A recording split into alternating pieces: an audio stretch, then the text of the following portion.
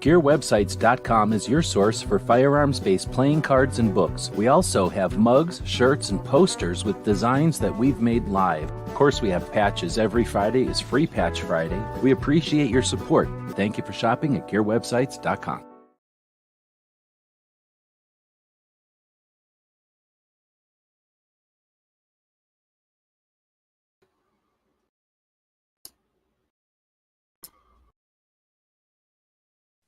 It's 11:59 at Radio Free America, and this is Uncle Sam with music and the truth until dawn. Right now, I got a few words for some of our brothers and sisters in the occupied zone. The chair is against the wall. The chair is against the wall. John has a long mustache. John has a long mustache. It's 12 o'clock, Americans, another day closer to victory. And for all of you out there on or behind the lines, this is your song.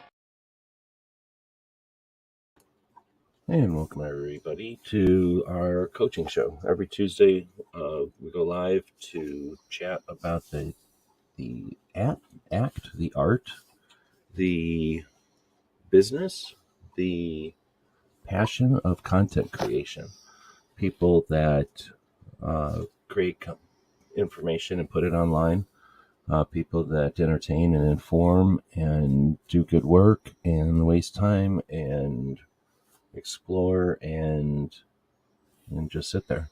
So there's every extreme. Lots of people are doing lots of different things out there, and the one thing we have in common is that we're using the internet. That means that we're using a shared system, a shared place, and a shared ambition, at least to the extent that we like to put stuff out there that people find and use and appreciate. So in that respect, as content creators, there's lots of strategies, there's lots of skills to learn, there's lots of battles or hurdles or challenges. There's plenty of benefits, managing benefits and risks, managing costs and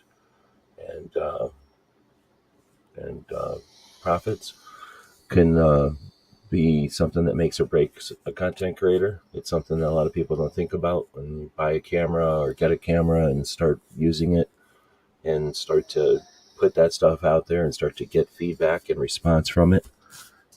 Then you'll learn that there's more potential than you may have originally thought. So our goal has been to chat about these different elements of content creation, and then adding the layer of doing this in the realm of firearms in 2023. In 2023, we have a renewed ambition to keep the facts obscured, to stand on the graves of people with suicide, who've committed suicide, and not to encourage help to that population of people who commit suicide, which are generally the aged, the very sick, and then, of course, veterans are a large portion of it. U.S. military and EMS and first responder are often those people. And instead of doing anything to aid or help or inform or remove that statistic, of course, they're comfortable standing on those graves to suggest that the law-abiding, that the responsible, and that the non-problem is, of course, their problem. Their failed policies and the other stuff isn't an issue, but of course, the property that's owned by people, the property they'll easily dismiss is owned by people that they don't necessarily care for. And it's an easy thing to point at to suggest the blame is there. So our challenge as content creators is to be in that environment. If we choose to push against those constraints or push those boundaries, that's our decision. And even if you choose to ignore all that, you still have to work within that. So we'll still have platforms and we'll still have systems and people that are against what we're doing or what we own or what we want to share or how we want to present it through, again, misunderstanding or just political ambition that's different than ours. That being said, I don't know too many people that say, well, I guess I should probably know a couple of people personally, but I don't know too many people that have taken the route to say, well, it's too much work, or it's too much effort, or I don't like it, or it's my ambition isn't as strong as their ambition to keep us from participating or sharing. Yeah, and there's Clover joining us from Texas. Thanks for jumping in. Hey, good beer. To the YouTubers while we're running. Let's see. I'll be danged.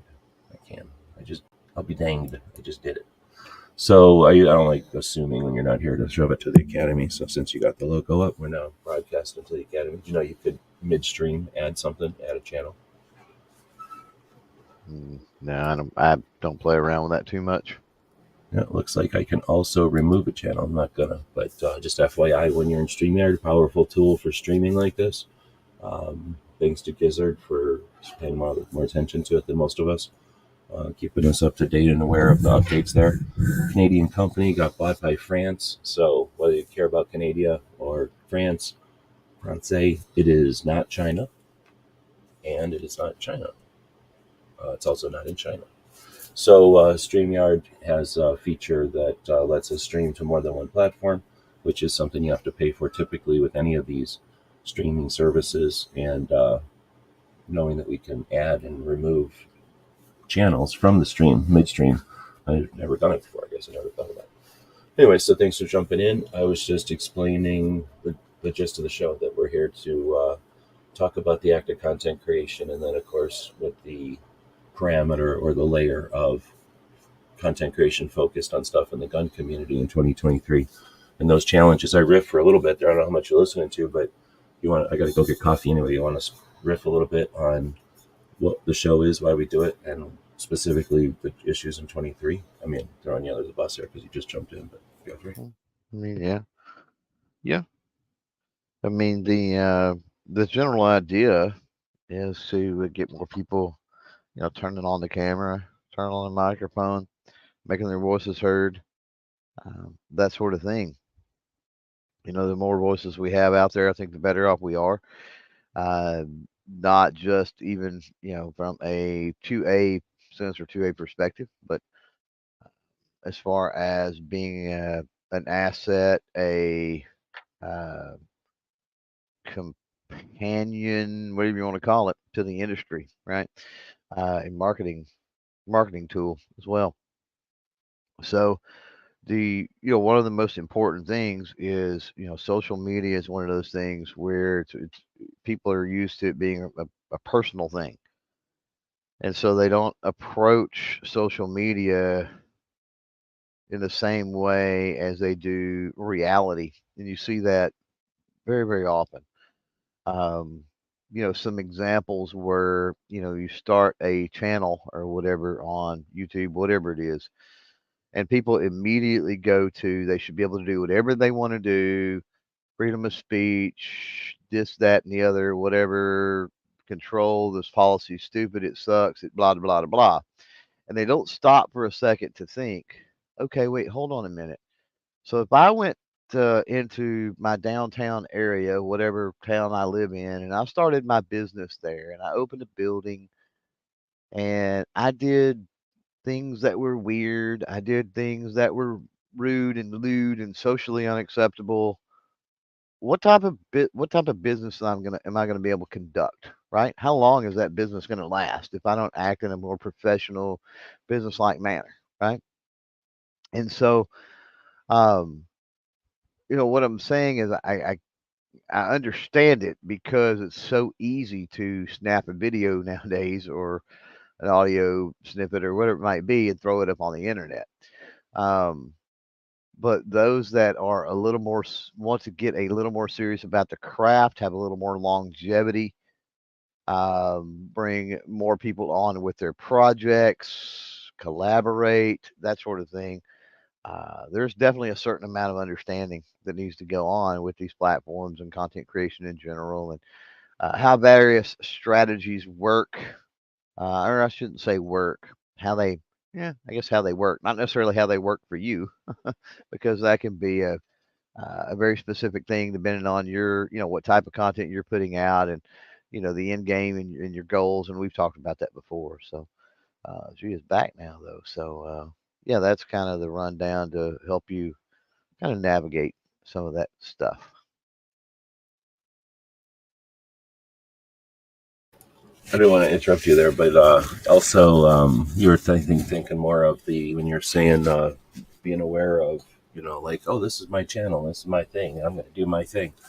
But right before you started talking about, like, if it was a restaurant in town or something and you started doing your thing, how do you expect people to react to that as a business or something? But the other thing is, just even if it outside of the platform and its opinion of our topic, or your relationship with your viewers or whatever, and your choice of topics, I think you can also, if it's, again, thinking of it as a restaurant, I guess, or a business or something. If one day you're an ice cream shop and the next day you're selling hot dogs and the next day you're selling tacos, it's tough for somebody to keep Oh track yeah, of what you're doing there. inconsistency. Yeah, inconsistency with the business model. Yeah, for sure. Or just jumping on. Yeah, I mean, it's just all those different things with the audience too, is I guess what I was saying, like from the platform side, and then there's technology. If you just, maybe if you're always jumping on the newest thing, oh, I'm going to do 360, or oh, I'm going to do whatever ultra 10K. I saw 18K the other day. If you're trying to jump technology, then your audience now isn't necessarily topic driven, or it's going to be more cutting art driven. We're the first adopters driven, and that's got to be a tiny slice of the overall population. Of the first adopters, how many of them care about what you're actually talking about? Well, we know from the what is it the bell curve, the laws of infusion of or whatever of innovation or whatever. Um, there is less. There's way less. The early adopters are always the smallest demographic. The late, very late adopters are still a significantly larger percentage usually than the early adopters. And it's just because of that leap of faith, right? Unlike the very, very late adopters, I mean, there's a track record established. There's plenty of information out there for them to look over and view, and it's a complete leap of faith for anybody that early adopts. So um, that's why it is. That's why that demographic is small, and so you need to realize if you're appealing to that demographic, yeah, you're only going to do so well. Number wise, I guess. Impact wise, you could do really well, but number wise. That's interesting. All right, so seeing, say, Chris is out there, Gizzard's out there, Weston's out there joining us. So if you're out there and you want to say hey, let us know. We'll say hey to you. And if you have any questions, I figured I'd make another SHOT Show. We're in the middle of a series talking about topics for the intermediate content creator. When we started this show, it was with a focus on SHOT Show, getting people prepared for the industry show that happens in January of each year since the 1980s. And gun shops and the manufacturers and all the distributors are all there in attendance, and media to the tune of like 2,000 something media show up, and I think the show itself is about 60,000 people, so it's a fairly large event. It's one of the larger events in Vegas / in the country as far as trade shows go, and it's definitely the largest in our industry of firearms and hunting and shooting and police and law enforcement. Well, let's just say it's the largest. It might not technically be the largest for any one of those individually. But anyway, because a lot of people show up to it, we started doing this show last year to prep people, give them some heads up, and to encourage and to maybe inspire, I don't know, but also to facilitate, right? Like, and get people, like, let's say, aware that it's registration right now. And if you're thinking about doing something in January, you can't just blink your eyes 10 minutes before the event. That's huge. You want to get prepared at the same pace and the same time frame as everybody else. So we started this show to kind of get people ready. And then once the show happened, we led up to it. And then after it happened, we did a bit of after action, looking back and evaluating. And then we just continued to keep doing this as a content creation show. That being said, most of the time when you talk about coaching and content creation and these kind of topics, you end up kind of focusing on the basic, and a lot of the questions can be basic. So we end up thinking of like the beginner or the novice, and we're not. Nobody is. I mean, if you've been watching it for a while, you're fairly comfortable with how it works. It might take a little effort to learn how to work the controls, but if you've been if you've been a passenger in a vehicle your whole life, it's not a giant leap to become the driver. You just have to learn some things and then take some responsibility and get comfortable, having that responsibility and being the one in charge of which direction the vehicle is going to go and getting everybody there safely. But essentially, you've done it before. No one's a novice at this. So we started to do a series here on intermediate and advanced topics, essentially given to us by the robots because they're going to eventually rule us anyway. So we might as well start taking instruction from them now. But I thought they had a pretty decent, I don't know, like outline or spectrum of stuff to talk about. I think we're something like season or show 6 or something in that series. So I didn't prep anything ahead of time this week. We're doing a project this weekend. So instead, we're just going to talk about SHOT Show in general, gearing up for SHOT Show, so to speak. 2024, it's on the way. And we'll just rant. I mean, we can sit here and rant for a while. How much time Clover's got, but Well, and feel free obviously to. we'll take questions or Well, whatever. that's what I was going to say. So Yeah. please ask questions. Otherwise, we're Yeah. just going to hear us say our stuff again. Yeah. So that being said, until they give us some questions, I see Ghost is out there as well. Good morning. SHOT Show Now, 24. Go. Chris out there, more of a topic. Hopefully you have some good shoes to go with. I don't know if that was in reference to Oh, SHOT I'm Show sure or he's talking not, about SHOT Show. Yeah, I'm almost positive. but yeah, shoes, footwear, valid, very very valid thing. No matter how good your shoes are, your feet, your toes, probably going to hurt at the end of the day, regardless, and be prepared for that. Um, and that's just from my experience with, hey, I've got these comfortable shoes. They're awesome. I wore them in Tulsa the November before SHOT in January, and they seemingly did fine. But there's just something about the long days and just your body getting wore out and everything else at SHOT. Um, Different show, different environment, much more walking, quite honestly. And so, um, that's going to be a reality. So, I mean, be prepared for that, and don't think that your shoes are absolute garbage because your feet. Now, don't get me wrong.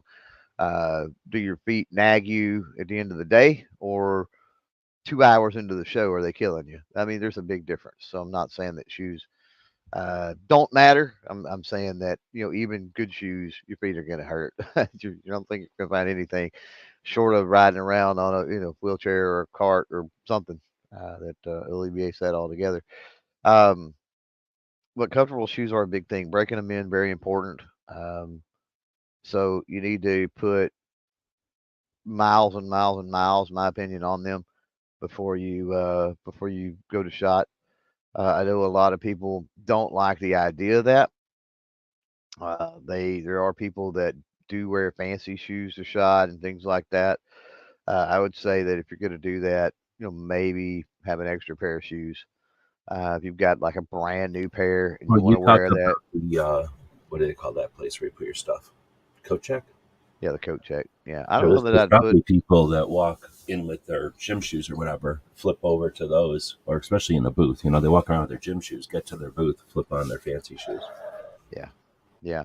I don't know that I would. I don't know that I would coat check depending on how crazy, fancy, or rare the shoes were. I would be mindful of things like that if I coat checked them. Of course, out of sight, out of mind if they're in the bag and nobody knows.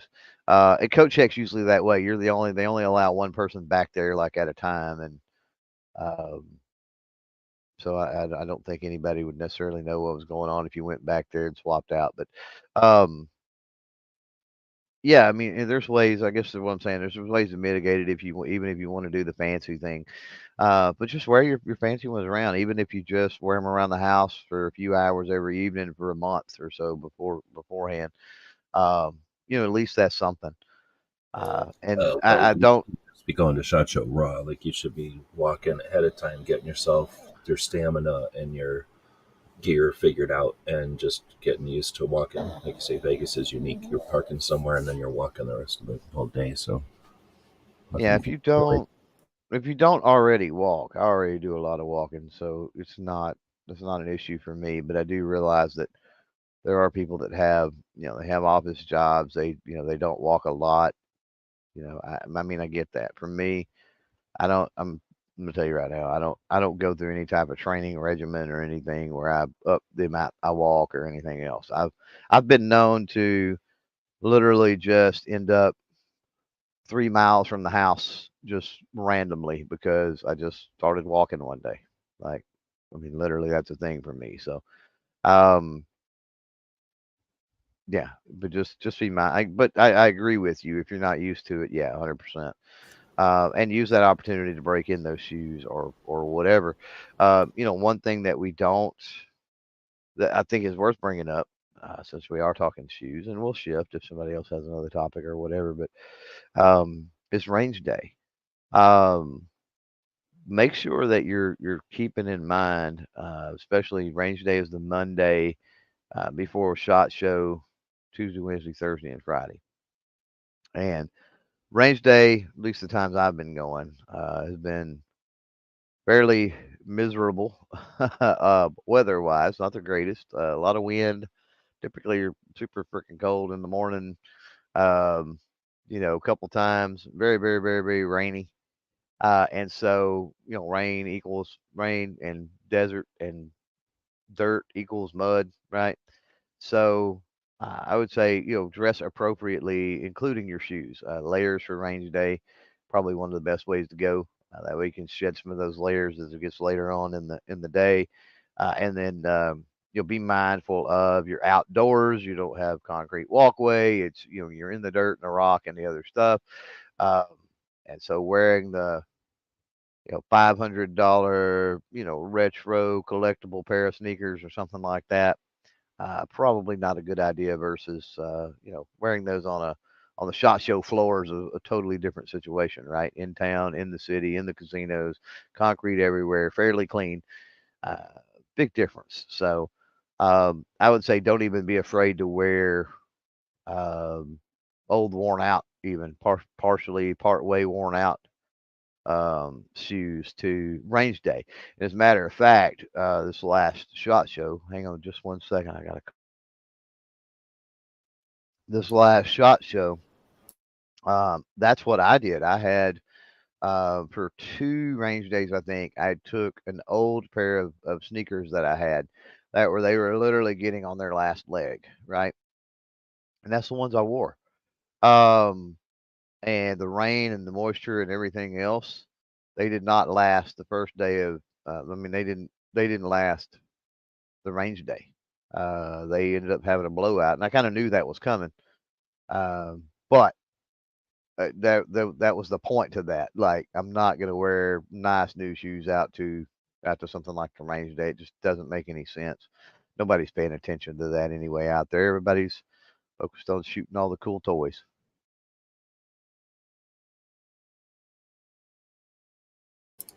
Vegas is crazy, so depending on what you're doing or going, if it is rainy at least, be prepared to be stuck places where you're either walking in water or all of a sudden you're knee deep in water, like it can happen. It's a desert, so you're from Texas. I don't know, you're not the same as somebody coming from, let's say, Detroit or, I don't know, Minnesota or something, where they're just used to a different type of humidity and altitude. I don't know what your altitude. You're probably low altitude also, but so altitude can be an issue. I don't know where Vegas is, a couple thousand feet probably, and then the so the atmosphere is just gonna be a little bit different, kind of like walking on a mountain. Sometimes if you're not ready for that, that can kind of get you. It's not like you're on top of a mountain, but if you're not thinking about it, that's adding to your stress level or your whatever your physical stress. And then the atmosphere again, it's dry, so I even deal with that because it's drier than here, and I'm guessing coming from another environment, chapstick and hydration and that kind of stuff. If you're not thinking about it, most people that go to Vegas, like Clover saying, are just inside all the time. So they might don't even deal with hydration issues or understand that they're in a desert really, other than it feels hot when they're outside out of the air conditioning.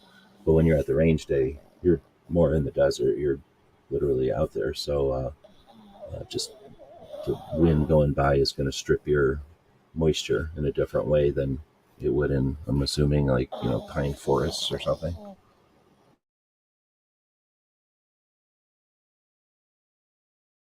Yeah. Abigail saying it's not high school or middle school. Nobody cares what shoes you're wearing. I was about to say that, but some people do care, I guess. It's I not the could point. confess. It's not the point I was making though. Like, Well, as I far mean, as like wearing fancy shoes and stuff, you're only doing that first of for. all, if you go to SHOT Show and your toes are hanging out because your shoes are worn out or crap, then yeah, people are going to notice that. And you walk into a booth and somebody looks down. I mean, people do look down. And they're like, well, what in the world's going on with this person that's their ratty shoes? So, there's degrees of that regardless. People do care. Mhm. But the other aspect that I'm trying to get across is there's a certain element of standing out. If you don't want to stand out, if you want to go to SHOT and be gray man, you're 99% of the people there. Go and be gray man. It's I super don't, easy. I don't, Just look like a tactical thing or look I like a don't hunter. have a problem Done. with that.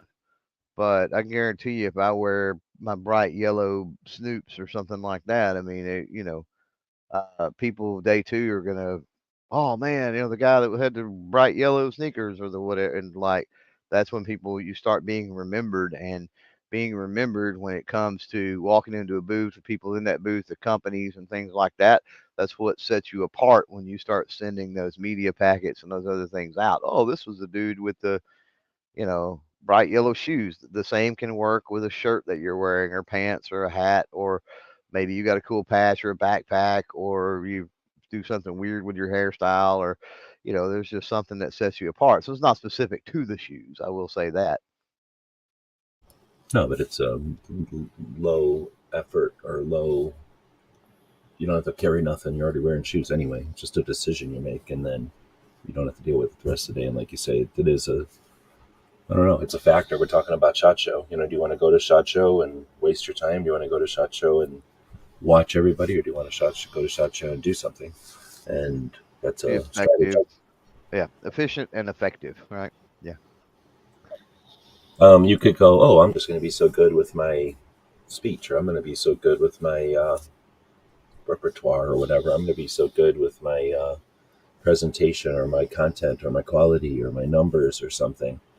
Um, that's like saying I'm going to give somebody. I'm trying to think. Like I'm going to give somebody the best beer ever as they go to Beer Fest, and they're going to be drinking beer the rest of the weekend. Like it could have been the best beer ever, but you gave it to them, and they're drinking just nothing but beer for 3 days or 4 days.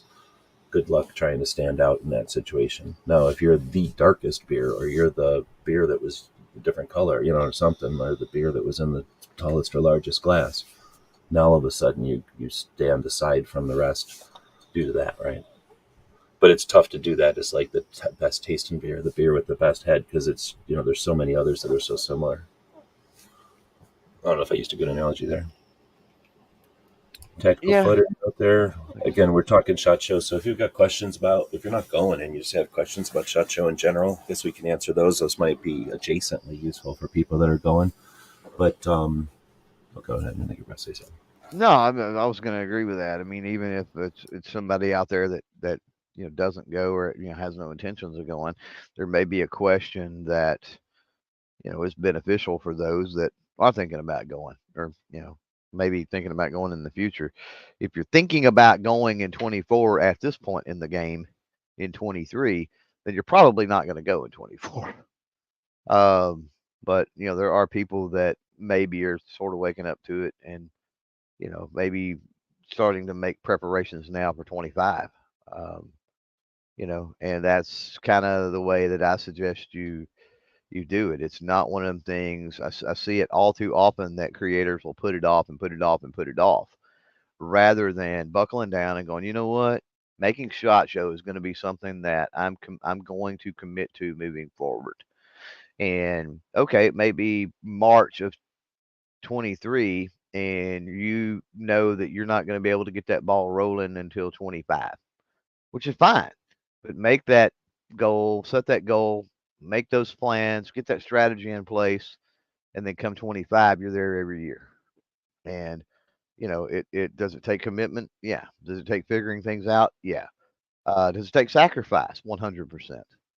But I'm going to tell you now, if you are a content creator, if you are anywhere near being serious as a content creator, and if you are not afraid of putting in work. Whatever it takes for you to get to SHOT Show will 100% plus, we're talking about ROI and being profitable here, will 100% plus be worth it. Just a little rah-rah cheerleader moment, I guess, there. All right. Well, I was going to say something, but now I'm just going to go to Abigail's thing, I think. So I put how in there because, how you get... Anyway, let's move down. Abigail's a much better, more interesting question. Yeah. Or point, I guess. Want to go, but my channel isn't big enough yet. So I started going in 2005, and it was different. In 2009, it was different. There was no video yet. In 2014, it was flooded by YouTube people, and it was different. In 2009, what was your first year? 17, 18? I think so. 17, I think. Nah. So, huh? Yeah, 18. I've been 5 years, I think. 18, maybe. So in 18, it was different when Clover went because the wave of YouTubers had already gone out. You know how like when waves hit and the beach gets empty for a while? And then Clover came in when the tide was coming back in again, when everybody was, I wouldn't say gun shy, but had realistic expectations of what YouTube could do. And so in other words, you had us in 2009 bringing our cameras and doing 300 and something videos in 9. No, sorry, we did something like 80 in 9, and then 350 videos in 10. Once like in 9, we figured out in Florida how to do video. And then throughout the year, I figured out how to edit video good. So that by 10, we had 4, 5, 6 people show up to SHOT Show, 5 people show up to SHOT Show, and we got 349 videos out of it. And all reviews. And that changed SHOT Show quite a bit because it showed them that you can do it ethically, that you don't have to be scared of cameras, that it's useful, that there's people that appreciate immediate, short-term, quick content and not elaborate, drawn out 8 months later, it's a perfect picture garbage. Sorry, not garbage, but, effort that's not necessarily. These people aren't waiting around for that. They're appreciating what you could offer first. And that changed because then a bunch of opportunistic people jumped in and tried to do what they wanted to do with that opportunity and just shredded the industry. Horrible consequences there. It's capitalism. When the first people that come in to the opportunity, they're going to exploit. They're just going to harvest. They're going to rape. And they don't know it at first. When you're tearing down virgin forests and you're never going to get a 305,000-year-old tree or whatever again, you don't think about it. You're just thinking about, I found the biggest tree. So when people came in and just thrashed the industry, I want $25,000 per video. I made $500,000 at SHOT Show this year. Those were things that happened in 2014, 15. Then everybody was like, whoa, we didn't get anything near what we expected from that kind of money. And they all looked at each other like, oh, maybe we were chumps. Let's never do this again. But guess what? YouTube kept going. It got better and bigger and more people got involved. And then Clover jumps in. Takes him a year or two to get his bearings, and I'd say Clover is fairly successful at SHOT Show at this point. So to bringing all that up is that SHOT Show isn't. SHOT Show exists, and SHOT Show is, like, it becomes, right? It's a moving thing that's never, you can't judge. It's just it's the desert or the jungle. Like, you can't do nothing. It's there. There's characteristics to it. There's no certainties. There's some probabilities, and there's some consistencies for a while, but just like anything that's organic, that what works for a long time will eventually be useless, and what's useless is sometimes amazing, and then just new things happen. You never know what you're going to find. So I'm just getting at that being small is not a negative in 2023. Micro influencer, small but effective, is appreciated. It's not sought after. It's not everybody's going to hold you on their shoulders and go, look at this tiny channel I found. But if you are holding yourself back in 2023 as not being large enough, I just want to encourage people, that's on your end. There's people out there that would rather work with, whether hire somebody to work with 10 or 20 smaller people who don't have unrealistic expectations and that they can work with for more creatively and hands-on, and understand that they got $30,000 to spend and they can give 1,000 to 30, as opposed to 30,000 to one person, one channel, one entity. Here, I'm going to give you $30,000, make a return on my investment. Or the alternative, let me get 30 people and give them each 1,000. There's some headache there. There's some figuring that out. but what's the return on that investment? And people are figuring that out. So you can either go, oh man, I should have started going to SHOT Show 3 years ago, because right now I'd be wooed. People would be loving it when I walked up to their booth. Yep. Got to get into the game to get into that. Now it's not going to necessarily. It has to go that way, but it could easily shift that way Yeah. because of things like people wearing out their welcome, charging too much, giving people unrealistic expectations, and then you get manufacturers. We don't hardly talk about the distributor manufacturer end of it, but we both have awareness of what's going on that side. But they are under what they're doing and what other people, and then they look and see what the success rate was or the lack of was, and then they plan going forward. So there's constant flux and constant change around a bit. I like let me back up to your analogy of the jungle. I think the analogy of a jungle is definitely super organic in nature.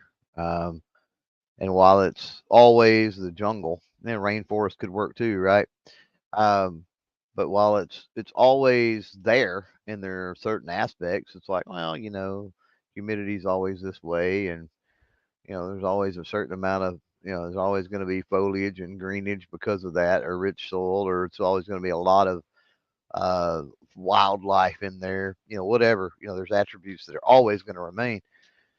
It's one of them things to where, you go to the I'm gonna use rainforest just because I'm thinking South America and the Amazon, but you're going to go down there and We have you're going to rainforests in Washington, FYI. you're going to trek through, right? You're going to forge your own path. You're going to track through, and you've got these goals, and your goals, this is the first year, right?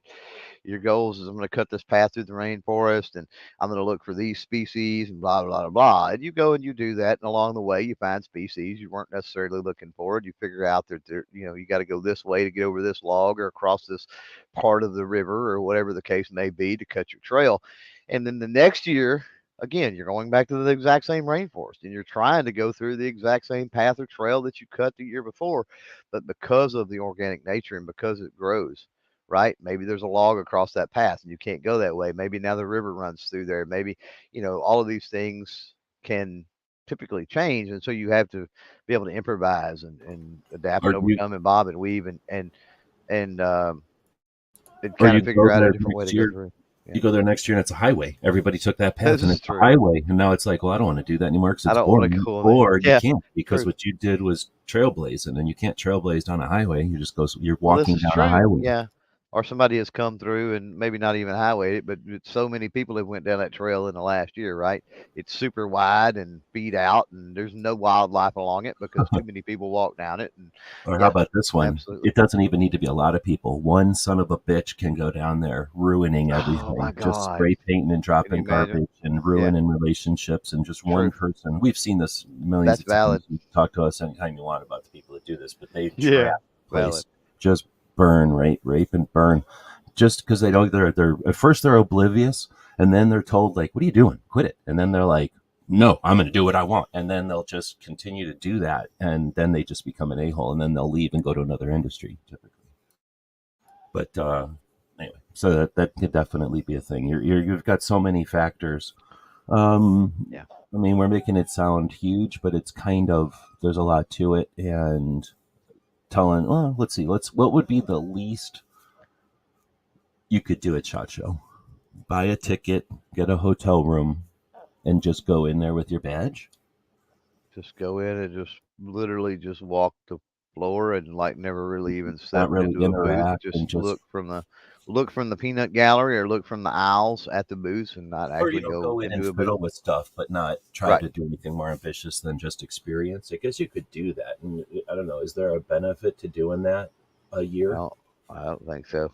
No. I can't imagine, because you're going to get all of that and doing regular stuff, like doing work. So that's going to happen. Like, you can't not do that. So, and I don't think there's any gain to go there and training wheels it really at all for anybody. It's a waste of time too. It's like getting on the highway. They're like, go figure out how to learn to drive somewhere else and then get on the highway once you're competent.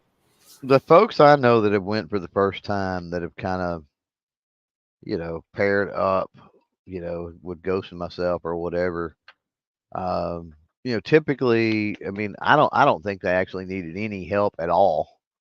But typically at most, those that are willing to work, they're serious about content creation. Again, they're serious about their channel. And there's a big difference between those going to shot, realizing that there is opportunity if they seek out that opportunity, and not just going to be a fly on the wall or just kind of sit back and be a part of the experience, or even worse, go to for other people to adore them.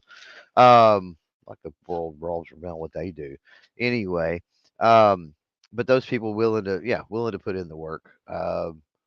Like a half a day with somebody is typically way more than enough. Usually by the first smoke break, it's like they're ready to go out on their own. Like it's like, oh, this isn't nearly as bad. The biggest hurdle is probably navigation, but it's just walking around. It's talking to people. It's talking to people about my content. It's talking to people about firearms and the firearm industry and all the cool WYSIWYGs and doodads that involves. Like it's easy.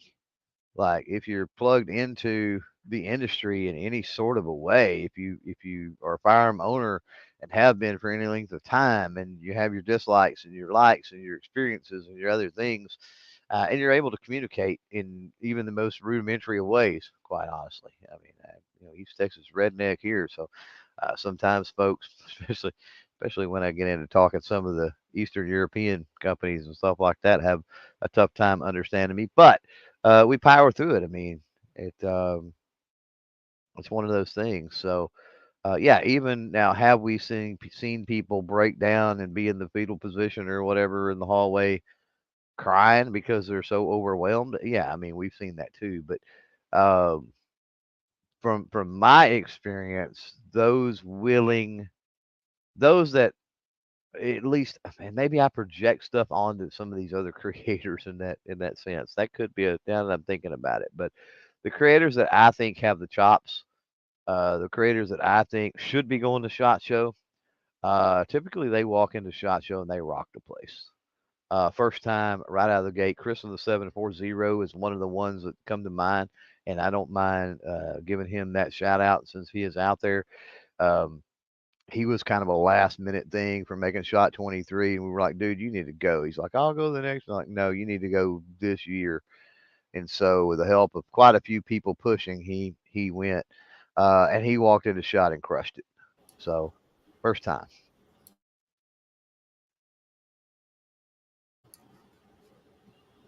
How many people consider SHOT to be a what do you call it? Like not a just an annual event, but like an evaluation maybe to you're going there and you're going to see how good you are technically or how proficient you are with your equipment, your gear. So True. it's a test that way. But then Yeah. you're also going there to okay, so there's the technical side of it, but then there's just your endurance and your ability and your awareness. Like there's so many challenges physically and whatever to shot. So there's all that self challenge and self diagnostic, I guess, to see, But then there's the calibration. You're doing that with everybody. So now you're in the media room seeing on day 3 who's still there and who's just glazed over, overwhelmed, drank from the fire hose so long they're just waterboarded. They're just laying there. They're there. They're able to get themselves around, but they're essentially working at 30% useless. And that happens by Thursday all the time. By Friday, people just don't even show up sometimes. They're definitely just rubber bands flopping around and, barely getting How are anything done or you? whatever.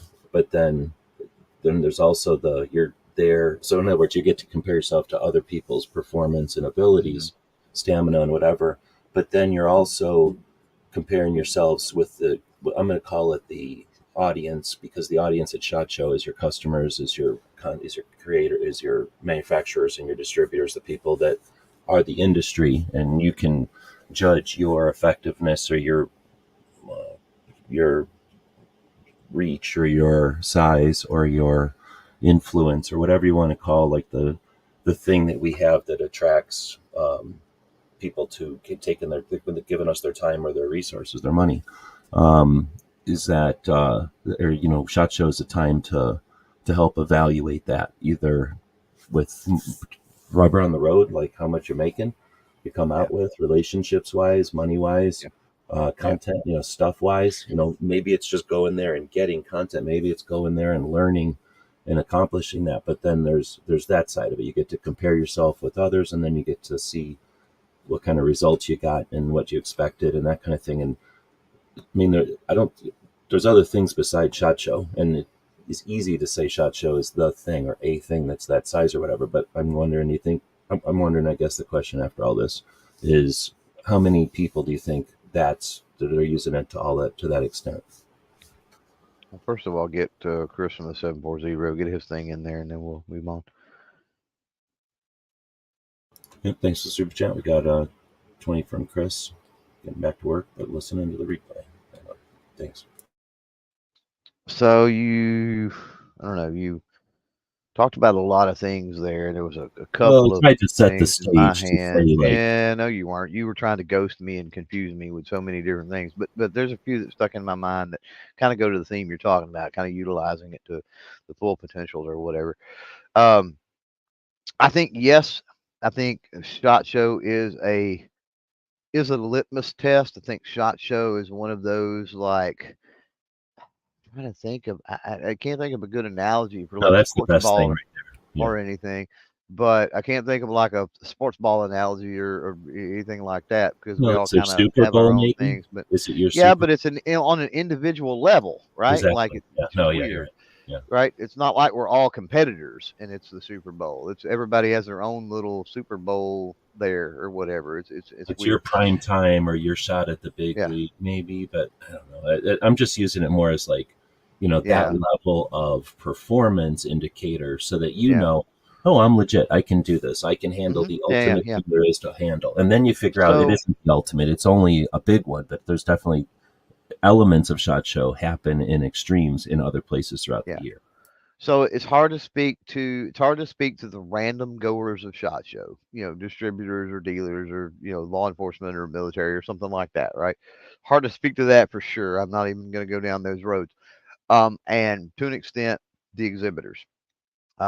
So focusing on, because this show is about content creation, focusing on the content creators.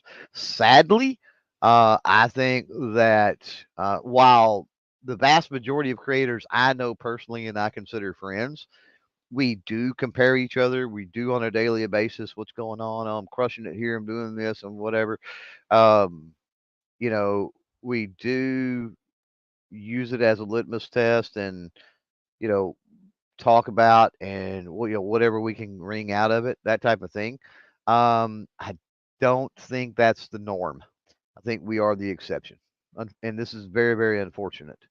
Not just for those, not just for those particular creators that are honestly shooting themselves in the foot because of that, but because we are the liaison, we're the marketing, we're the help for the industry. It's also a disservice to the industry, which is therefore also, in my opinion, a disservice to the 2A in general, from being able to try to pull people into the normalization of firearms, being a firearm owner and that sort of thing, which hopefully will lead them down the path of understanding the rights that inalienable rights that allow us to enjoy all those things in the industry. So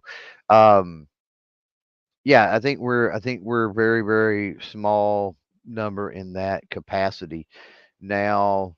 um yeah, most of the people I know, and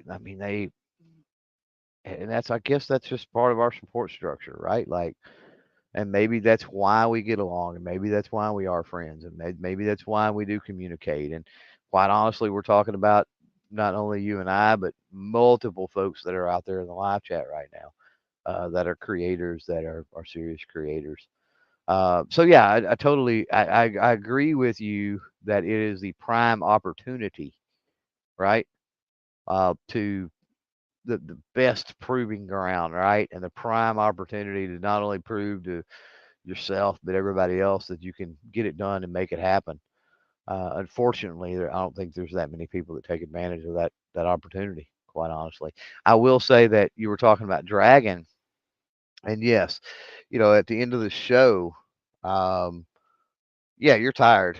no matter who you are, you're going to be. I mean, a full day of range day, a full day of being on the show floor, working it, along with the after events and very little sleep because of the after events and all the other things that's going on. Um, from a creator's perspective, though, I think that those that we're talking about, those that use shot as the litmus test, those that try to get every cent, every second of content, whatever it might be, right? Whatever the goals are, out of that show, and attack it with everything they've got. Um, there's something about Shot Show that's unique in that if you was just randomly doing things, you would burn out, in my opinion. This is totally my opinion and perspective and experience. But I would burn out way quicker than what I do at Shot. Now, don't get me wrong. Come 5 o'clock, whatever, on Friday of Shot week, am I looking forward? Not looking forward to the 2 day trip home or whatever, but um, no, not necessarily. I want to go home, but it's weird that it's not like I want to go home because I'm fed up or I'm tired. It's like I want to go home because now I want to start uh, capitalizing on what I've accomplished at Shot. I mean, it's an exciting thing. Like, it's like, I'm done with this. I want to go home. No, no, no, no. It's like, oh crap, I've accomplished so much. I'm ready to get home and get to work, like with what I was able to accomplish here now. And so that also breeds all week, and that's why you can, or it's the same thing kind of all week. Is SHOT Show has this energy about it that if you are working it, if you are accomplishing things, um, every time you do, that's a little more gas in the tank, and a little more gas in the tank, and a little more gas in the tank.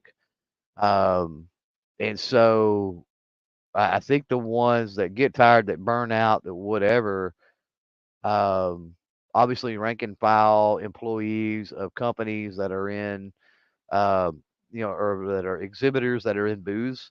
Yeah, those folks are going to get worn out real quick and whatever. It's the same monotonous thing. Everybody who hates shot is somebody like that. Those are the people that always bitch and moan about shot because it's work, super work for them.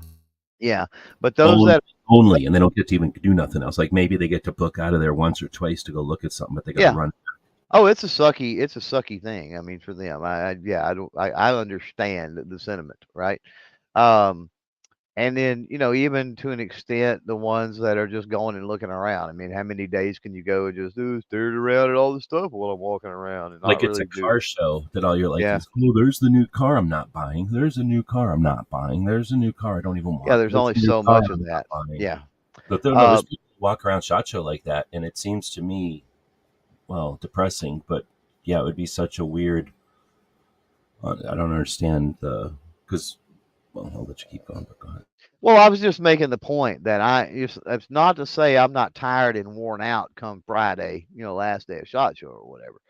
It's not that I'm not, because I am, but I'm also still on cloud nine. I'm still stoked. I still have energy, and it's because of all the opportunity and just all the cool stuff that has went on.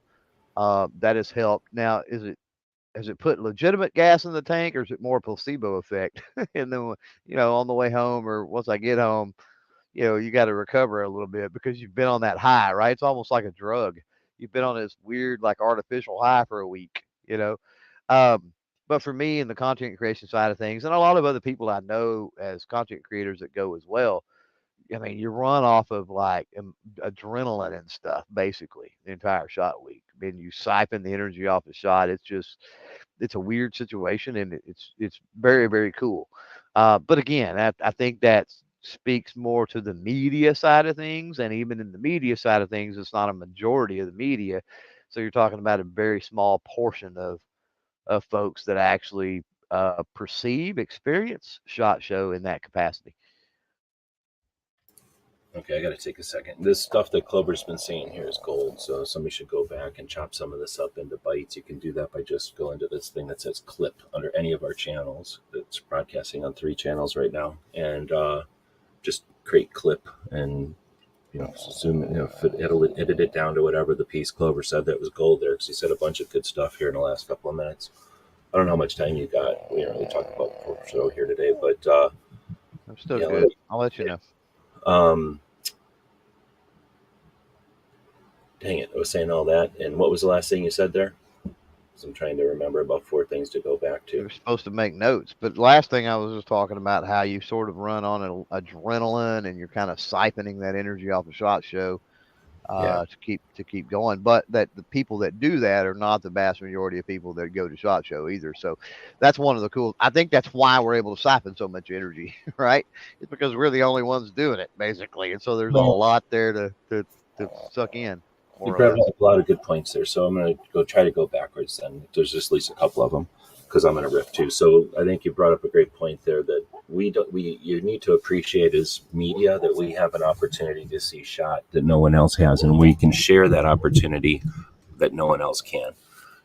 Not only because we're each unique individuals and we're special, but because think about it. So there's manufacturers, there's the person, the inventor, they have a department or whatever their business structure is. They're going to decide who's going to shop, salesmen, and maybe some tech people because they're business. So if somebody comes up, I'd love to buy this, but if it was 15 meters smaller, it would fit on our shelf.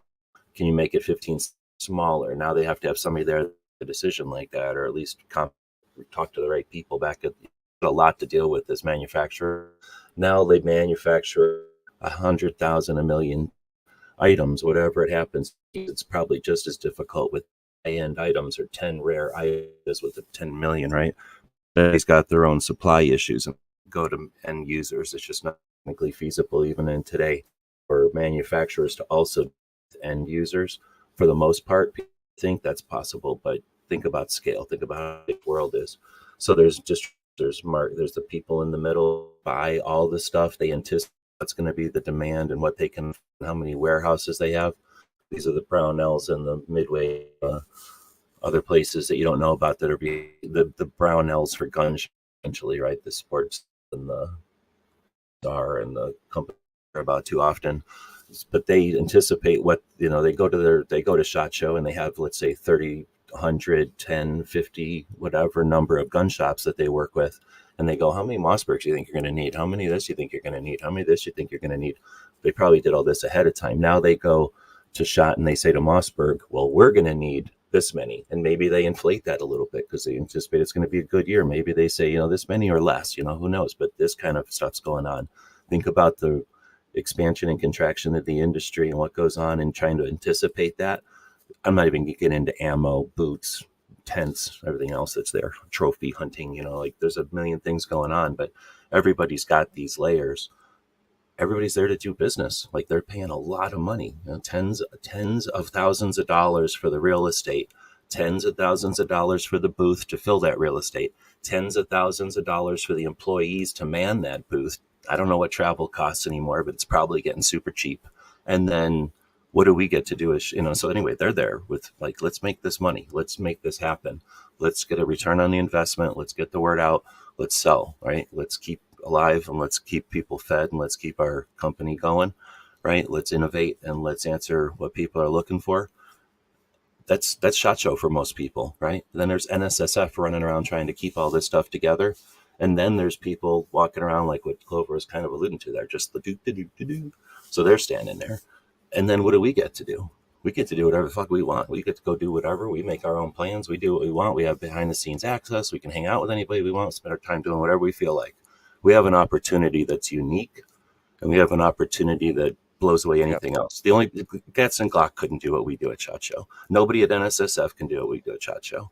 We do whatever the hell we want at SHOT Show. And that could be nothing, or that could be zero to hero. You know how many zero to heroes there are? That was my rant on one of your things. Let me just throw another one. It's kind of the same. You were talking about the energy or the whatever. Yeah. Go in with realistic expectations and physically fit and able technologically and with a mindset that you're going to go there and do something is what you need to get there.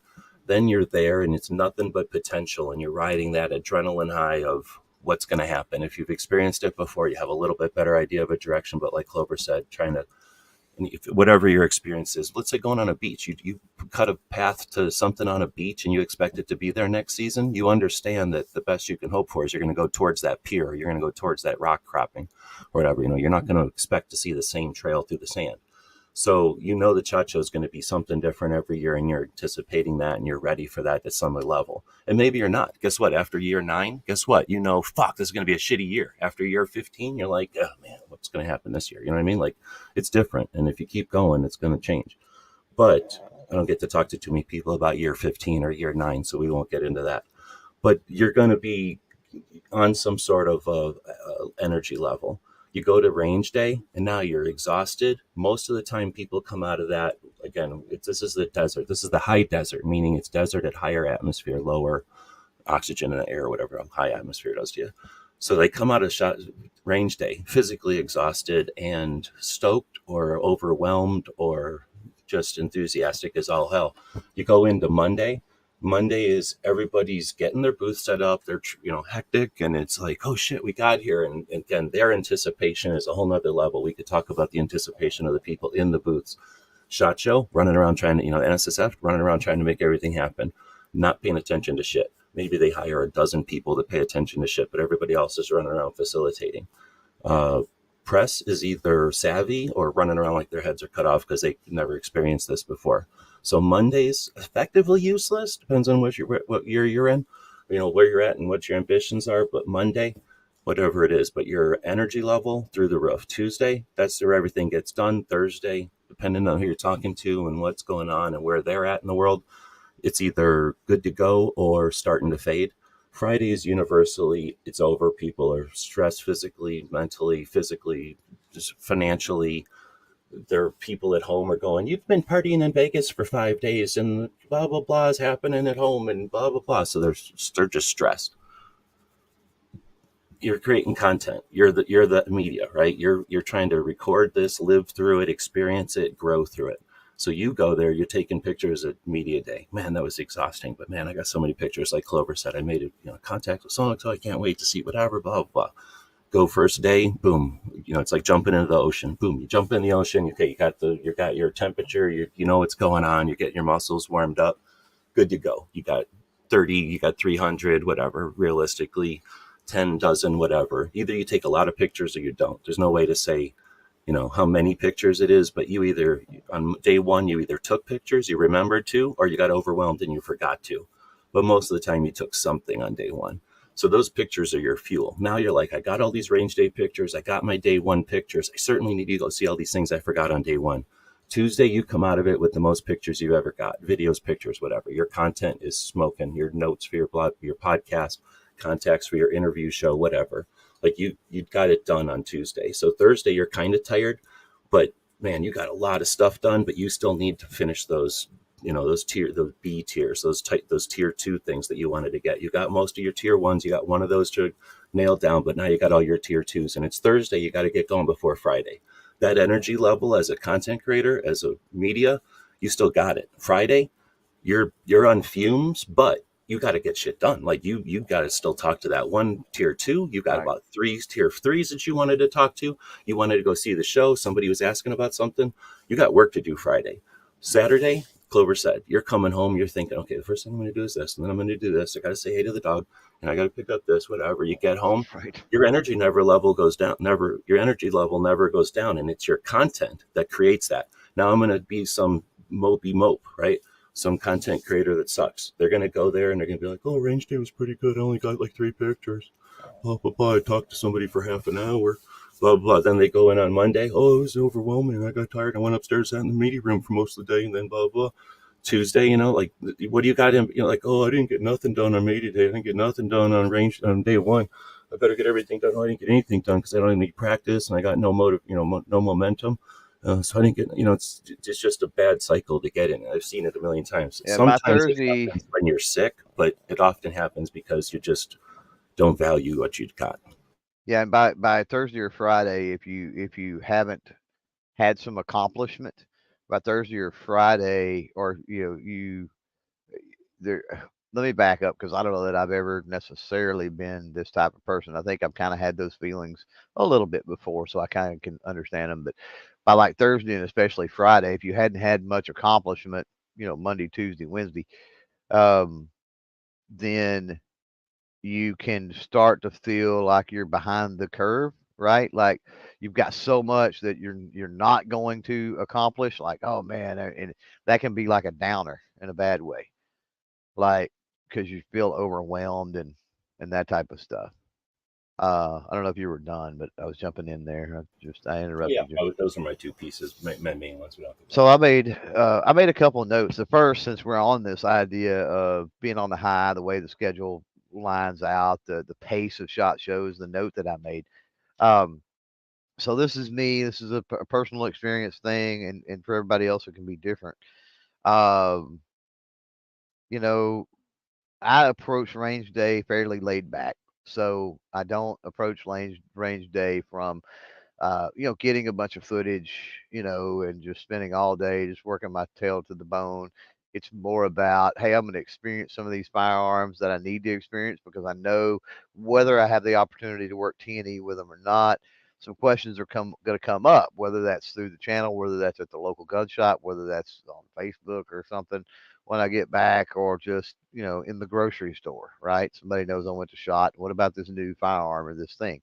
And it's nice to have some type of information to give. Oh, right, really like the grip, or hey, the sights on that are pretty cool, or that shotgun swings really well, or something, right?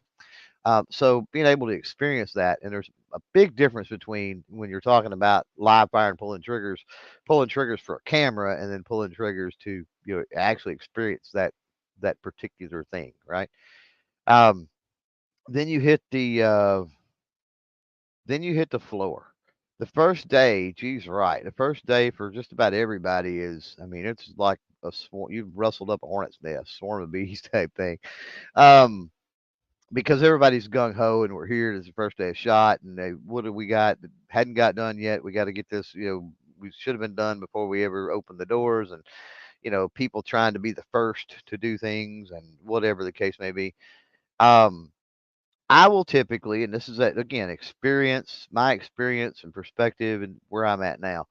I will typically take the majority of the first day of Monday to get around to those that maybe I haven't seen, and to maybe I haven't seen since Shot Show the year before.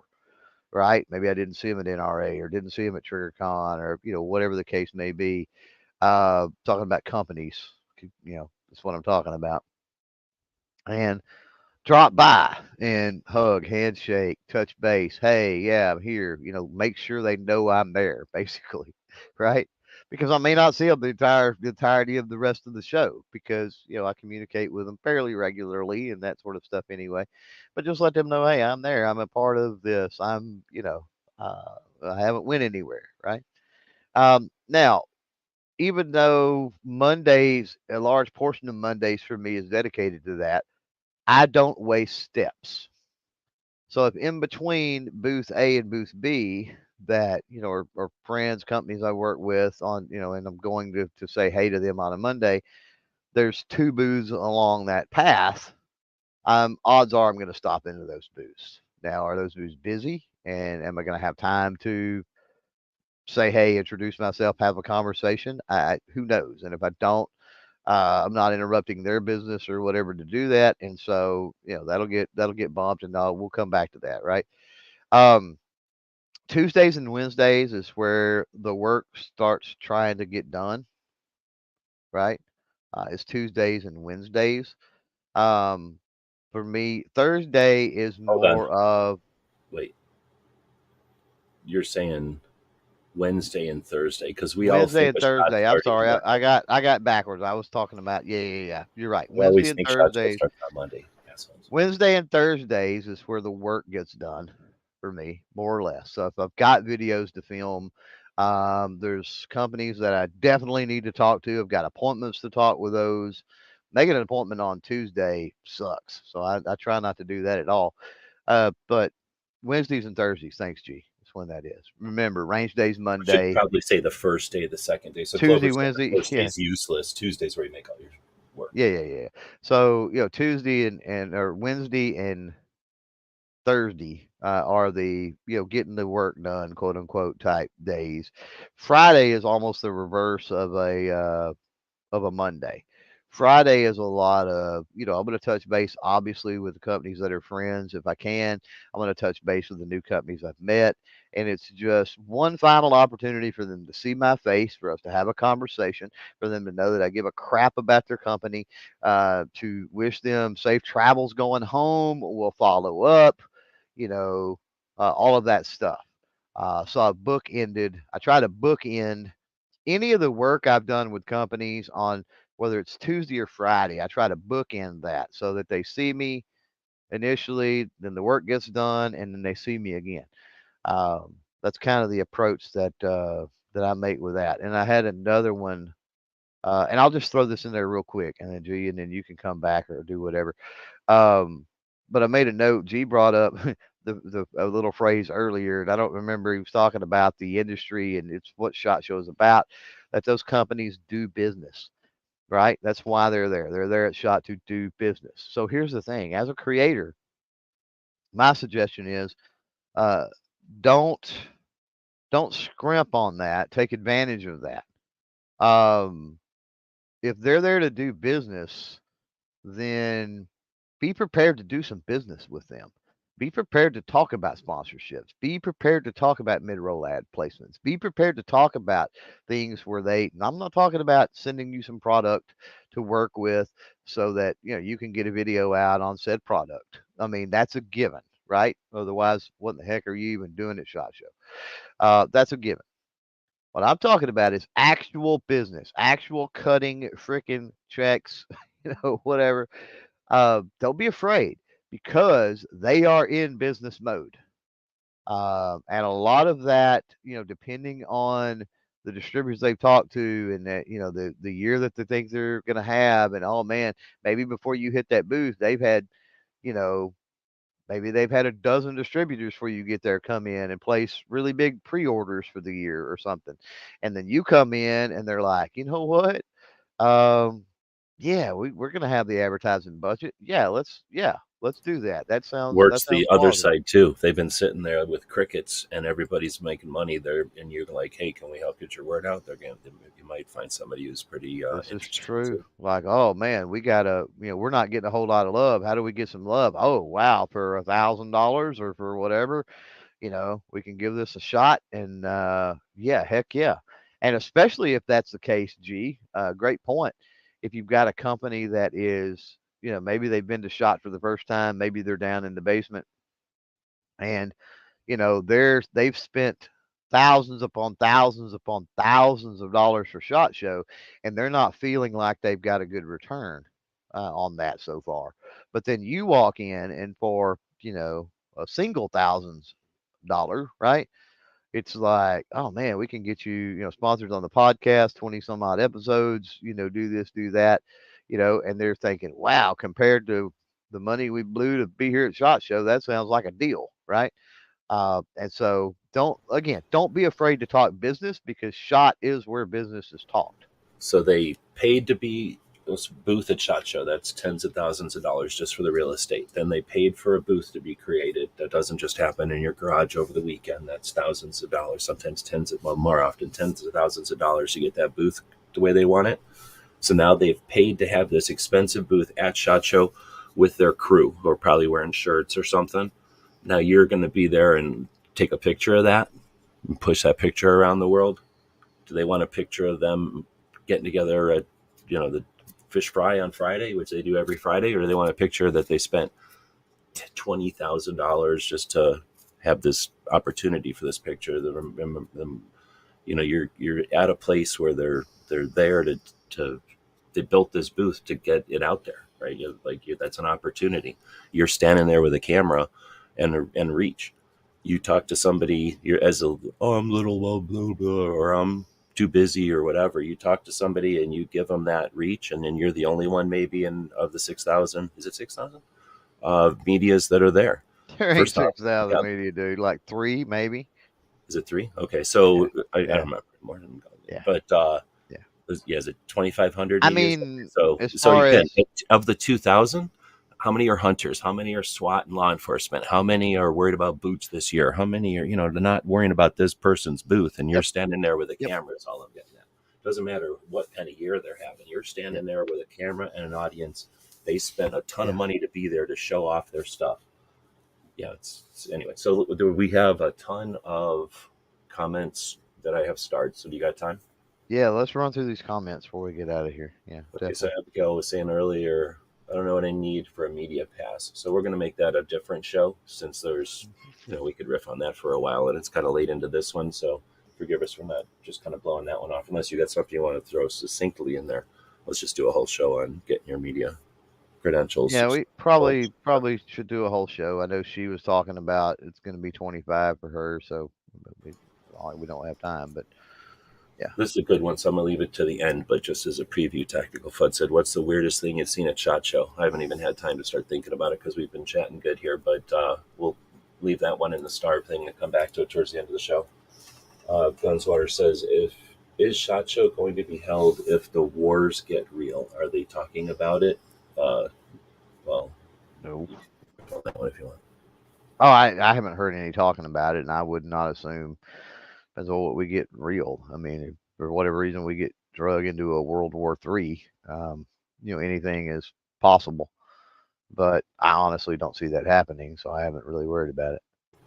No, world wars are done over political boundaries. This is distraction. This is political action from some policy issues that I would not worry too much about the dire consequences.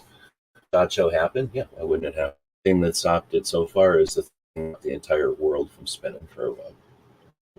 But it would be pretty. It would be unprecedented amount of political situation since we had the entire global war on terror, 9/11, and everything else. Still had SHOT Show. Can't imagine any. True. Yeah. So that's not it. Again, it's the industry. It's not like maybe even a car show is probably getting work done. I don't really know what goes on at car shows, but if dealers show up at car shows and use car shows as a way to work with manufacturers and get their cars for the year, if that's the way car shows are, then they're still going to happen. But if it's like let's just show off our stuff and have a good time and get some people drunk and they buy a boat, that kind of show might end during some kind of economy or political thing. But a show that is literally the industry, it's not like they're doing SHOT Show because they got nothing else to do. They do SHOT Show because it's required to have everybody in the same room effectively for a couple of days in order to make all these things I kind of described before. Your Beretta has to figure out how many guns to make. The only way they can't ask every gun shop how many guns you think you're going to buy this year. That's what middlemen do. That's what those distributors make all their money for, is because they help be that buffer. They either have the warehouses to deal with it and the money to buy, and then they are also got their finger on the pulse of who's buying what. So there's a lot of stuff that has to happen. It's hard to explain if you're not paying attention to that. A lot of people go to SHOT Show as media and they pay attention to what's new, what's on the display cases. Very few people spend time watching the business that's happening at SHOT Show. But after a million years and just being there through osmosis, being on buses with people, standing next to people who are talking loud on the phone or whatever, like you just experience some of the business that's happening there. And it's if it didn't happen at SHOT Show, a version of it would happen someplace else, and it would have to happen. I still think that even in a technology age, there's just things that are facilitated by everybody being in a room and being able to, let me go talk to this guy and I'll get back with you in an hour. So anyway, I'm ranting on that one. That came in before you dropped the, do business thing. And, I think that's the short answer to that is that, most likely no, because the whole point of SHOT is to do business. Ghost says the first step in being successful at SHOT Show is making the decision to go to SHOT Show. 100%. The rest is just relative to what you want to do. 100%. Yeah. Got to get there first. Yep. Yeah. And make it happen. Everything you do from that point on, first making the decision, that means you cut time. You took vacation time. And every single fucking year, this is how many years now? 18, I guess, 19, 18. 4. This will be 4. So it'll be 19 years at SHOT Show this year. For me, it's not a big deal because I've been doing this essentially full time for a while now. But everybody else that goes has to cut time in their vacation. They have to make vacation time. You think it's easy to take a week of vacation time if you've got family? It's like, hey, guess what? I'm going to Vegas for a week and you're not going. And I'm also taking my vacation time from work. So that means, guess what? We're also not doing, going to here and here and there. So taking vacation time to get there is, man. And now you've done that. And then you go there and you experience, okay, I put it into my budget. I figured out how to pay for it, right? Because you're not getting paid probably for the first time you go. And now it's in your budget and you figured that part out. Now, if you, there's people that go to SHOT Show that have never flown before, that have never gone away and done things overnight. So that's all, you figured all that out your first time. Anyway, there's all these different layers of experiences that you're going to deal with at SHOT Show the first year. Second year, what's the return on that? Like, or what's the, your dollar cost average? What's the word on that? Like, boom, second year, you know so much more. Third year, all right, you're in it. Like, I can't imagine by the third year anybody is still apprehensive, right? I mean, I think everybody we know by the third year has running. So, so getting there, it's not easy, but you're just getting so much experience that it's easier and easier and easier. I mean, I don't know, maybe by a year, I don't know, are you to where you don't have to think about it anymore? You got a lot of moving parts. Even when we had a lot of moving parts, I think it took us like 4 years. I mean, it was just a thing that a complicated thing. Well, you know what? I'm 5 years in, and after 5 years in, has it gotten easier financially? Yes. To the point now that fingers crossed that I never have to pay for the SHOT Show trip ever again out of my pocket. 24 is covered, and hopefully moving forward it will forever be covered. I figured out how to make that happen, right? And that's just part of going to SHOT Show. It's part of dealing with companies. It's part of the whole overall strategy of content creation. But yeah, it was tough. I mean, the first year went for what, 3 days, maybe something like that. I don't remember. Maybe 4 days. I don't recall exactly. It wasn't the entire time. You know, did realize that was one of the first things after the first year. I realized it's like, screw this. I got to be there the entire time. Like, so I've got to figure out, like, the first time was just get there, right? And then you're like, whoa, snap. Okay, just getting here is not enough. So now I've got to buckle down and I've got to be here the entire time. I need to be here before the show starts, right? Um, and that way I'm got a little bit of time to chill from the travel or whatever the case may be, and then get into it, and I'm here for the entire show. Then it got to, okay, how do I, lessen the overall burden? Oh, well, I've got some stuff coming in. I got this, I got that. I need to sell this. I need to prepare. It was more figuring out, I think, over time, the financials aspect of it more than anything. I think it's took 5 years, but I think I've finally got that nailed down. So it definitely is a progression. Year one for you is not going to be the same as you said as year 2, 3, 4, 5, 9, 15, whatever. But hopefully it's a progression. Hopefully you learn. But as Ghost is pointing out, you got to get there the first time before you ever realize it. The people that dump on SHOT Show that have never been to SHOT Show aggravate the bejesus out of me, because I can guarantee you get to SHOT Show for that first time. You can talk about, oh, I can't make it this year. I can't do this. I can't. But I'm telling you, to your face, as adamantly as I can, if you will get your rear end to SHOT Show, however you have to get there, you will understand. Again, if you're serious about your content creation and you're serious about putting in the work. If you're not, then all bets are off. But if that is you, then stop making excuses, get your butt there, and I promise you, when you come out of the other end of the SHOT Show, you will understand why I said, and Ghost is saying, and everybody else is saying, get your butt to SHOT Show.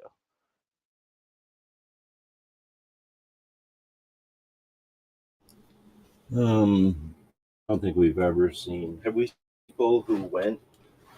I guess I've seen people who went and never came back.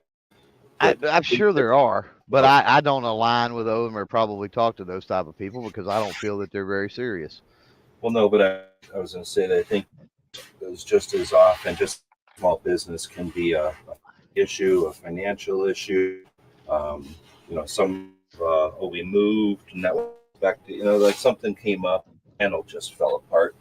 Well, there are legit issues. I'm not doubting that. I know creators that have, they have family members with health issues. I mean, they've got legit issues. But then I know creators that are single, that have seemingly good jobs or decent sources of income and time they could take off because they're going and doing other things. You know, they want to complain about it, but then I see them at other events, and I'm thinking, you realize you could have skipped that event and went to SHOT Show, right? And like the return would have been amazing compared to the goofy event you just went to and you just spent money on. So, yeah, I'm not picking on the folks that have. I realize there are legitimate reasons that people can't get the shot, and I'm not picking on those folks at all. And thanks again to Chris for the $20 super chat. Much appreciated. Actually, I have a tradition that whenever somebody super chats, I grab whatever treat is nearby, and then we give this animal, the co-host, a couple of treats. So he appreciates that. Thank you very much. Today he's having a literal mini bite. They look like little tiny bones. They're actually pretty good because they're tiny. So he thinks he's getting extra stuff. I'm going to give him two. She Fire says, looking forward to SHOT Show, no longer a first timer. Right on. Second year, return on investment. That's what I was thinking. Or economy of scale. I don't know what the word is for that. But, once you've gone and once you've experienced it, you're going to pay less the next time you go. It's going to be easier. You're going to understand. You can have those shoes, whatever this thing is. You're going to have the camera, the hard drive space, the extra battery, whatever it is you missed the first time. Oh, yeah. You have all that covered. But guess what? You get to go into the deeper end. You're going to go figure out, okay, now I'm more comfortable in the water. I'm going to go deeper. And then you're like, oh, okay. Well, it's just like everything else. It's boats tribe out here. Like, it's different out here. It's just like everything else. You become more efficient, right? The more you do things, the more efficient Everything you is become. difficult at first. Exactly. Yeah. That's from Five Rings or Book of War. I forget. Art of War. I'm already... Street Fighters continue with, I'm already gearing up for SHOT, halfway planned. That's our goal here, is to get people on pace. I don't know if we've been encouraging. I don't really want to encourage people to go, because if you're not right for SHOT, it ain't right for you. It's too much money and you shouldn't go. It's going to be too much work and you're not going to like it. People that are along for the ride, or people that are just like, figured out like, if I have $1,000, I can just go to places and be part of the quote unquote community, or the creator community, or what I want to call YouTubers, or whatever it is, Instagrammers or whatever. Like, I can just go to these things. Like, once people, these things are pretty much all open. If you've got money, you can just go to them.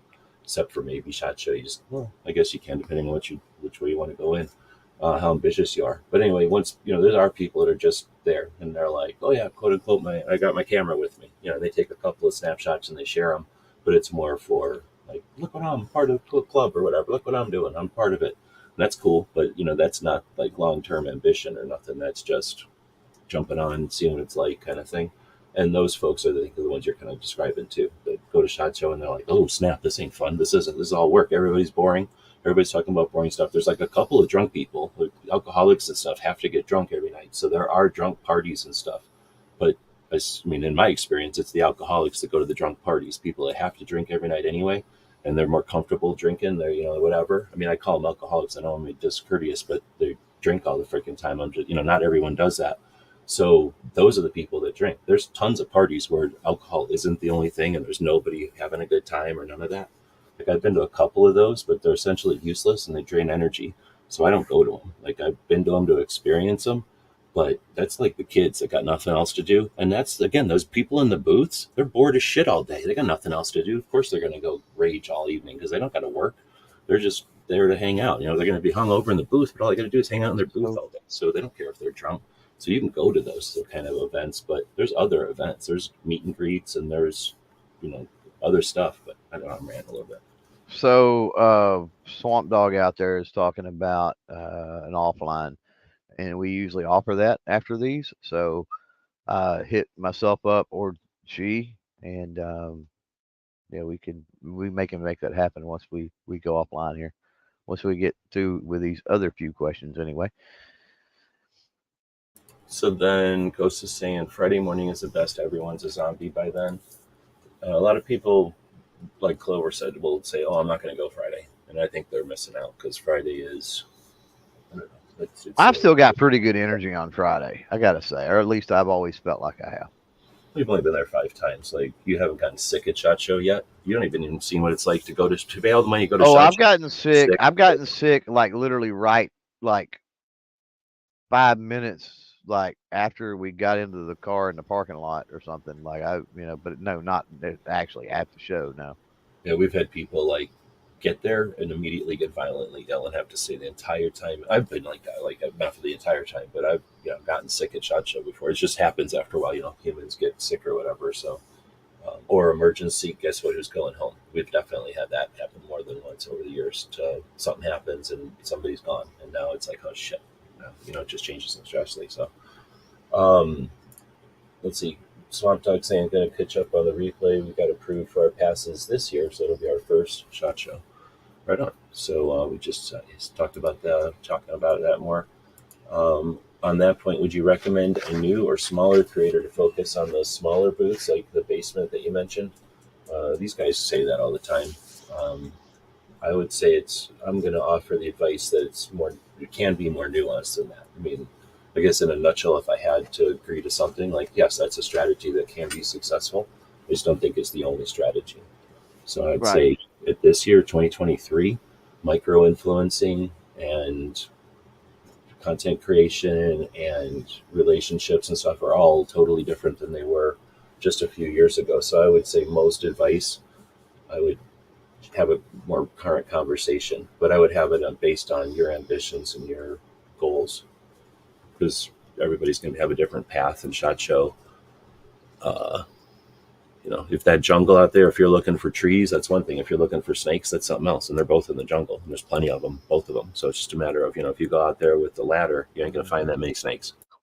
Well, you've also got to keep yourself open to what you're going to find as you're looking for other things, and that's what happens more often than not. Is you'll turn a corner and there'll be something like, "Wow, that's freaking cool! Never seen that before," and get to talking to that company and hit it off. The other thing that you got to be mindful of is, it's like hitting on chicks in a bar or whatever, right? Like you could go for the fives and the sixes all night long and never hit on a nine or a 10. But why would you not if you're already hitting on the fives or the sixes? Go ahead and hit on the nines or the tens. I mean, even hit on the threes and the fours, just so you got potential backups or whatever. Like, I would say spread it around. And one of the reasons I'd say do that is because depending on your style of content, the demographics that you serve, a lot of other things, your personality. I can't tell you the number of times that, I've walked into the booth and a relationship with a company has started, not necessarily because I am a big user of their type of product or anything like that. Some companies I've got great relationships with that I've never once worked with a product of theirs. And it's just because that product doesn't necessarily align, but personality. I mean, I like them, they like me, and so more recently at TriggerCon, it was a company that was sort of that way. That now we're starting to do some work together. They've come out with some more products, and that relationship was established just more or less based on personality more than anything. And it's like, oh, now we've got some things that kind of align with the whole content side of things. This is awesome. So just I hate to say spread the love around, but in a way, you don't know if you don't try. So, definitely reach out and give your pitches to companies of all different sizes. Now, if you're the reason that I suggest that, as a smaller creator, that you look into typically, smaller companies is that, you know, for the most part, this isn't an exact quote or science or theory by any stretch of the imagination. But for the most part, if you're a smaller creator, you're going to offer the most bang for the buck, the most value, right, to a smaller company. And for me as a content creator, that's what I want to do. I want to assist the industry. I want to help the industry, and I want to make sure that I'm offering them the best value that I can. That way it's not a one-sided thing. If there's a big, huge company, you know, um, I mean, they don't need me, right? Like they don't need me. And so, would it be nice to have a relationship with that company and, get products sent my way and all that kind of stuff? Well, absolutely. That'd be nice. But then at the end of the day, it's like, am I providing the value for them that, makes it worthwhile for them to continue the relationship they have with me? And especially when you're starting out, sometimes aligning yourself with smaller companies creates and fosters that type of mentality and that type of attitude. It kind of gets you used to the whole idea of a relationship. And I know G gets tired of me talking about and using that word, but for me, that's what it's about. But the smaller companies, a lot of time, they'll give you that experience and that that perspective base, I guess you could call it. I'm not going to jump, but I'll say something at the end. No, you're fine. Go ahead. I'm good. It's not that I care about the relationship. That's fine. But it's just the concept of having an intimate relationship with a whatever entity is just one tactic. It's just one strategy. It's just one example of stuff. So over the years, and this is just like true of anything, you can have relationships with your plumber or your person that you work with at the grocery store or something, and then something happens and they're just not there. So diversification is key. What's the word? Like being able to adapt. That's my one thing. For those who adapt, control the future. I say that for a reason, because very little stays the same. Guess what? You get older. Pretty soon you're going to be going to SHOT Show and going, oh man, I am 19 years older than when I started going to SHOT Show. And I didn't go to SHOT Show when I was young. So SHOT Show is different when you're old, and now you've got issues and this and that, or maybe this hurts, or like this leaks or something. Like there's all kinds of stuff that are going to change. So I hear what you're saying. I'm not disagreeing with the concept. I'm just saying it doesn't last forever. And that company can get bigger. That company can get smaller. That company can change a person. So as much as those are useful, then there's also other alternative things. And then there's things that can be done that don't involve that can be done additionally, or like at the same time. So that's, that's my only apprehension of it.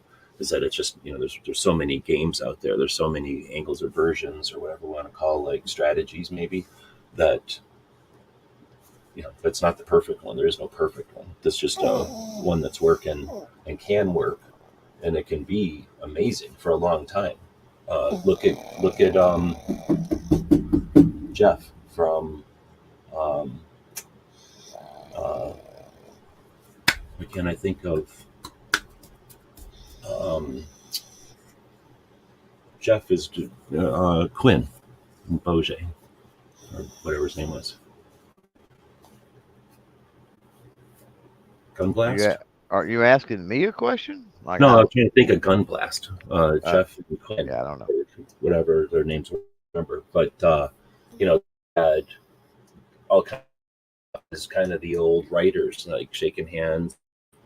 And it's, those things can last a long time. I'm not trying, I'm just saying there's 2023, there's not only, there's so many, a lot of strategies. Let's see. So, a specific question in here. Heard the issues with wireless microphones because of SHOT being congested. Never had a problem. Yeah, you're talking, so I'm pretty sure there's a lot on that. If it was in CVs or something, it'd be pretty bad. Yeah, I've never had an issue. Oh, if you want to have fun, bring a scanner. Just saying. Now, the old school microphones, with the way that they work through RF, and just the way that they worked, I could see that being an issue once upon a time back in the day. Because I don't know if you've ever had cheap remote control cars, but if you buy like cheap remote control cars and you buy like 10 of them, right? And then you set them all out in the parking lot and you get 10 people in a circle and you're fairly close and the controllers just go crazy. Who knows what's controlling what? Similar situation. But there's a proximity, even with that, there's a proximity thing, and realize that SHOT's a pretty big place. So somebody would have to be using the mic with that exact same frequency at the exact same time and within a certain proximity. But with a lot of the modern stuff, that's been rectified within the electronics of that stuff for the most part. And think about like a CES electronics show. It's got to be a scale of 5 or 10, the amount of tech that's being used at the show. Maybe even more. You can think about all the booths that are used. Oh, easily, right? Yeah. But good question. Yeah, nothing really. In fact, everything, they're essentially magic. I keep forgetting to use them because I don't like doing stuff, carrying stuff around. I just don't think about it as much. But the people that use those mics, the lavaliers and the different kind of mics, their stuff sounds way good. It gets better every year. And I don't think you guys are buying new microphones every year. You just bought, whatever works and then use it. No, it's been a while since the only reason I upgraded I've been running the Saramonic wireless lavs forever. Ghost actually has my old set. I sent my old set to him, and the only reason I upgraded to the new set is they're smaller. They're like half as big in size as the older version. So it I mean, they literally fit. You can put them in like a cigarette box, or easily fit both of them in the receiver in a cigarette box pack, right? So, like, they take up a lot less room. They're just smaller. They're lighter weight, and the price was right. That's the other thing. Is what I was telling Swamp Dog out there, for the price of the Saramonic Blink or the Saramonic Blink Goes nowadays, well under that $100 price tag. And my first set, I paid 250 or something for them. So, and they were well worth 250 even back then. So they're certainly worth less than $100 now.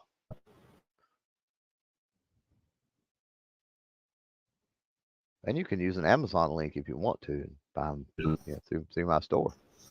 That's just saying. I was going to say get could drop because he's got an Amazon store as an affiliate. He what did we say? Earns income on the links, but we appreciate it, and this doesn't cost you nothing. But or whoever, if Club wants to drop links, somebody can drop a link in there. They all have Amazon stores. I think Sheepfires has one too, so whoever drops it in first, use that link. On that note, though, Jeff is saying you can't really remove that background noise, so try to record it as best you can. Yeah, I have nothing against the noise. People, audiences that want perfect audio from shot can go, because it's unrealistic. It's an organic event. So the shot show is the background noise. If you're listening that's isolating the background, it's well gone into a sound booth. I want a shot show. I mean, hearing the background noise is part of the show. Hearing people. Well, I think there's a level of degree at play, and I think that's what most people are talking about. Yes, I would agree that a low murmur when you're doing content from a show, having a low murmur, which is obviously a lot of people chattering in the background and other stuff, that's one thing. But the conversation you're having with the person in the booth, and the viewer is able to clearly hear the things about the product and everything else, is paramount. Like the background noise adds to the, well, if it's drowned it out and you can't hear it, and I can't tell you the number of SHOT Show videos that I've seen over the years that the background noise is louder than the people talking. Okay, here, I'm not just agreeing that exists, but I don't think it's problematic, because all it does is give someone an opportunity to go watch a different, well-produced video about the thing. I think SHOT Show, it's like going to a football game and expecting to not hear the crowd. Like, you don't go to a football game.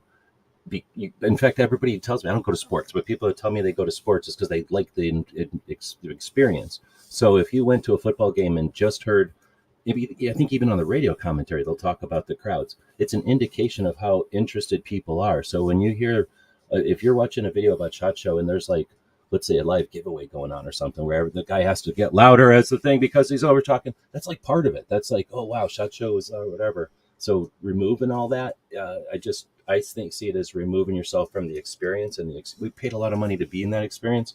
You're recording a piece of time. You're recording an event in history. I say I'd rather see some of that in the background, hear some of that in the background. But I understand what you're saying. Well, you're going to hear some. That's my point. We're not disagreeing on that. You're going to hear it. There's no way to get rid of all of it without going into an isolation booth. Which there are, I guess, technically, some people do that. But I just think that, again, if you want high quality production video, go do that, because that's possible to be done. But I just don't think it's something that people won't tolerate. In my experience, people dig it. And again, it's not like our piece of content is the only experience people are going to have for this item. And now they're never going to know, what that weight ratio or what that spring was because somebody yelled in the background. People are going to know about the product, and they're just getting that person's vibe or that person's enthusiasm about it at SHOT Show. You're asking an interesting question that isn't on the brochure. Anyway, that's all I get. We don't have to make good quality brochure stuff at SHOT Show. But anyway, and Jeff is saying, I think, what you're saying. I just don't agree. I think it's cool when the crowd yells so loud that you can't hear the announcer once in a while. Because again, it's not like you've only experienced this once. You can go figure out whatever you missed in a moment if you want to. But we're just ranting. Or I'm ranting here. Chief Fires had said I changed my approach on how to participate in SHOT now that I've gone. I'm sure I'll continue to evolve year after year.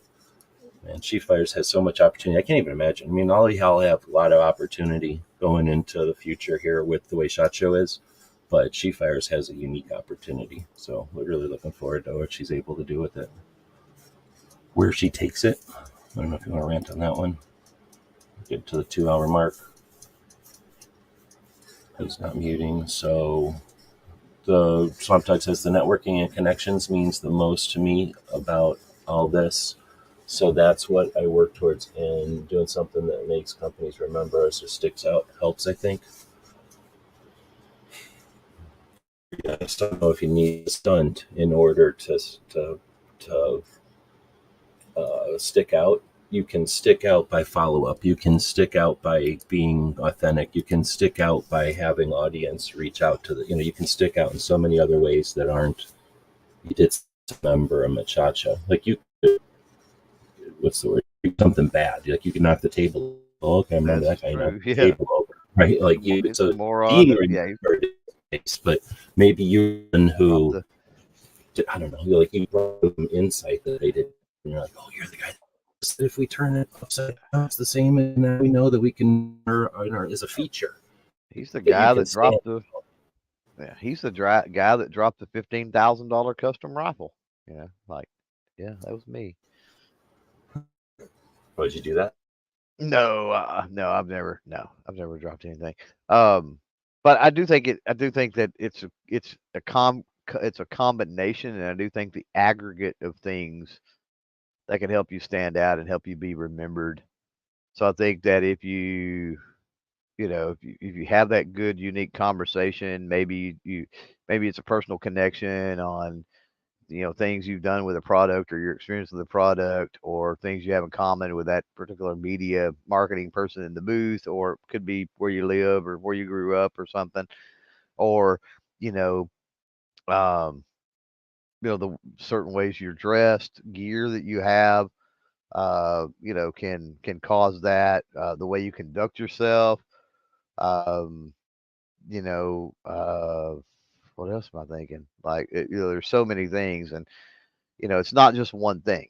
Like, and it's like G was saying, there's multiple ways to get noticed, to be remembered, and the more of those that you stack on top of each other, the more the odds are that, to Swamp Dog's point, that connection, that relationship, the networking, the contact, will end up panning out.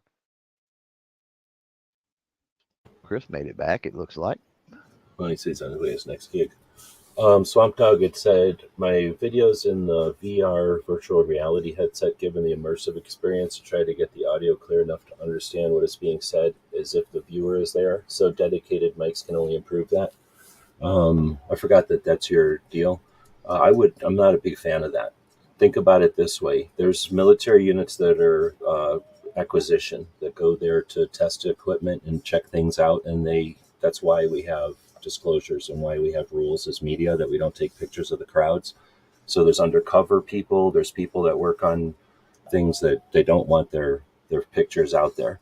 Then there's people that said they were going to be doing something else, and then they went to SHOT Show.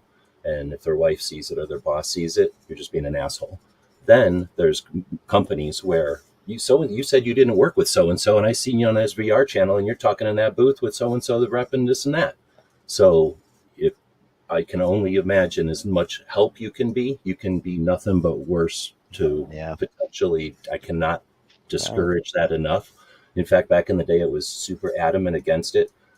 So I got a little bit of apprehension from those days, but I just know too many people that have no interest in whatever. And as an ambassador to the content creators to SHOT Show, walking around, I've seen people walk around with 360s, and I've seen people post just, standing there with a camera and they're up in the air and they're walking through, in a crowd where everybody's just sitting there. People can have a hat on and you can walk by discreetly.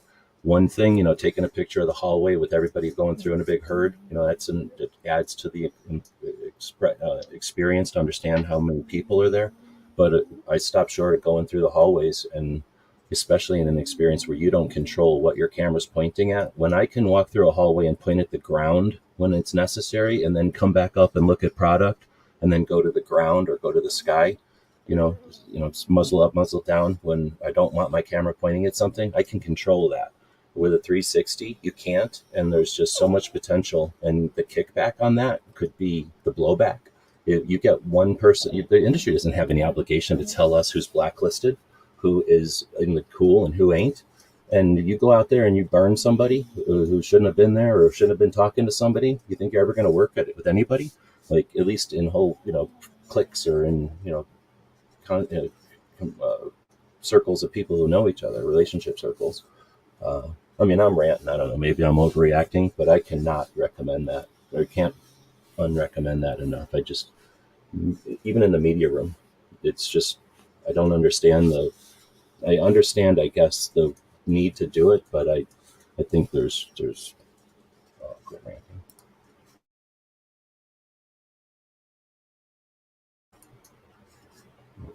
I think we got caught up, didn't we? Pretty much. The weirdest thing at SHOT Show from Buck is out there. Oh, did you walk away during that? I haven't yet, but I'm about to have to for a minute or two. But yeah, it looks like that's probably the only one necessarily. We got a lot of chatter out there about the idea of doxing somebody or whatever. Haven't seen anything from Swamp Dog. He said something about an offline, but I haven't seen anything through any of my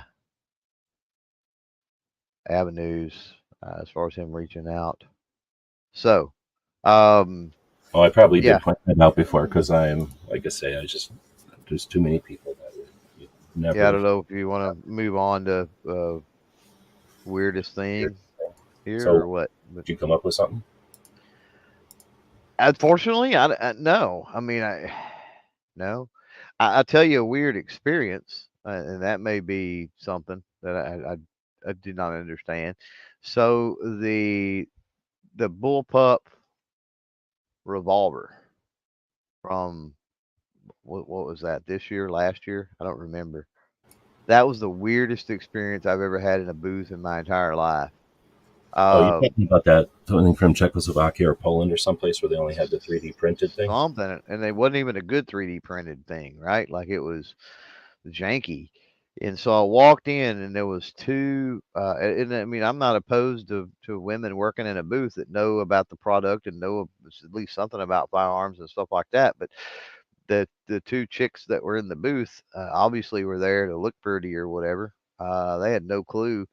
And then pick up the little 3D printed weird looking thing, and you're looking at this thing, and you've got questions like like cylinder blast and the gases, and where are the gases going in this, because this is, if you teacup this, like, oh, they go out the bottom of the grip, like where some people's hand potentially is going to be, like or what, and they just failed on the whole concept of how firearms work. And like I said, that sample they had was just a janky 3D printed thing that it was the weirdest thing. I'm like, somebody paid for a SHOT Show booth, made the trip out here.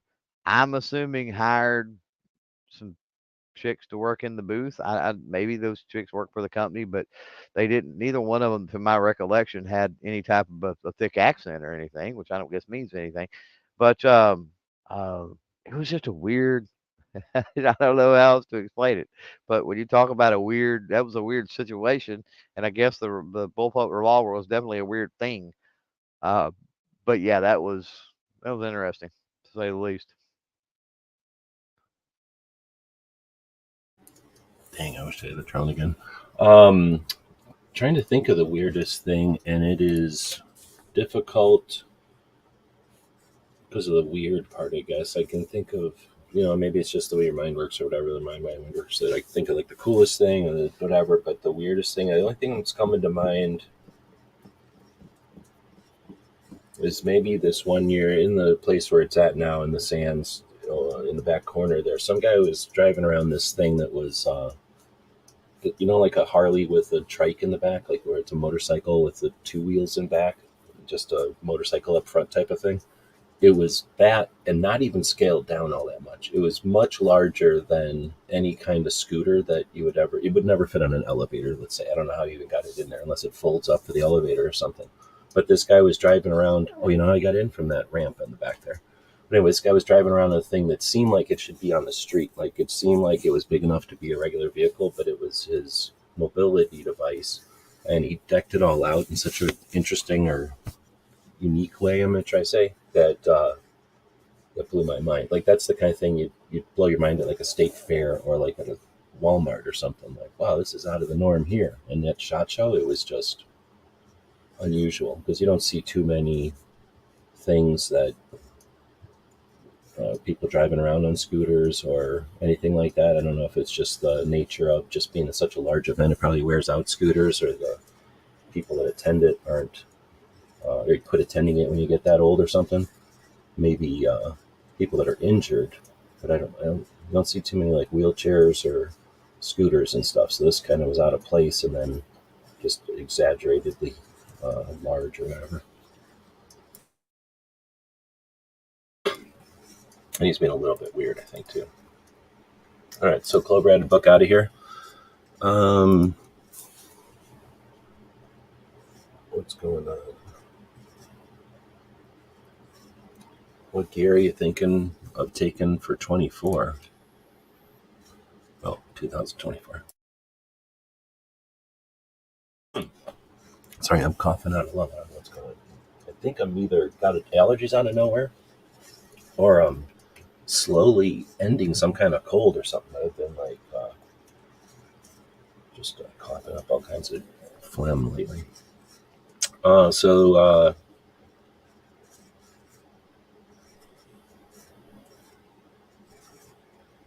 Glock 4-inch 12 round 9mm. I don't know what that is. Would that be like a... Yeah, I don't keep up with Glocks, so I wouldn't even know what models those are anymore. All right, so all right, well, so with that, I think we'll wrap it up. Everybody's just chatting with each other now. I don't know if we did a good job today or not with offering some insight to SHOT and some motivation and some alternative thinking about it. I don't know if anybody else is even talking about it, honestly. So thanks to the people that show up live. I think we've mentioned everybody. If we missed you, say hey. And we'll be back next week. And we may or may not talk about She-Fire's topic, which was... I forget what that was. It's right before this. Scrolling up through the comments to find it. It would be cool if they let us say filter the comments to the person. That'd be kind of neat.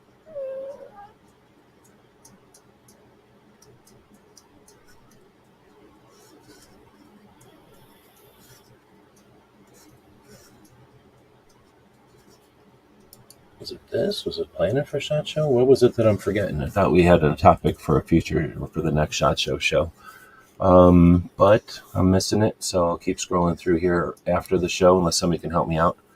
We'll end this one though, and I don't know if Swamp Dog is saying something about Instagram. I'll go check that out. We've got the link over there on the place if you want to check that out. Oh, I guess I didn't hit enter. Then I hit enter there. And now I will throw a commercial up for our store. If you want to grab something from there, always appreciated. Clover needs to make a commercial for something, then I can play it at the end of the show. GearWebsites.com is your source for firearms-based playing cards and books. We also have mugs, shirts, and posters with designs that we've made live. Of course, we have patches. Every Friday is Free Patch Friday. We appreciate your support. Thank you for shopping at GearWebsites.com.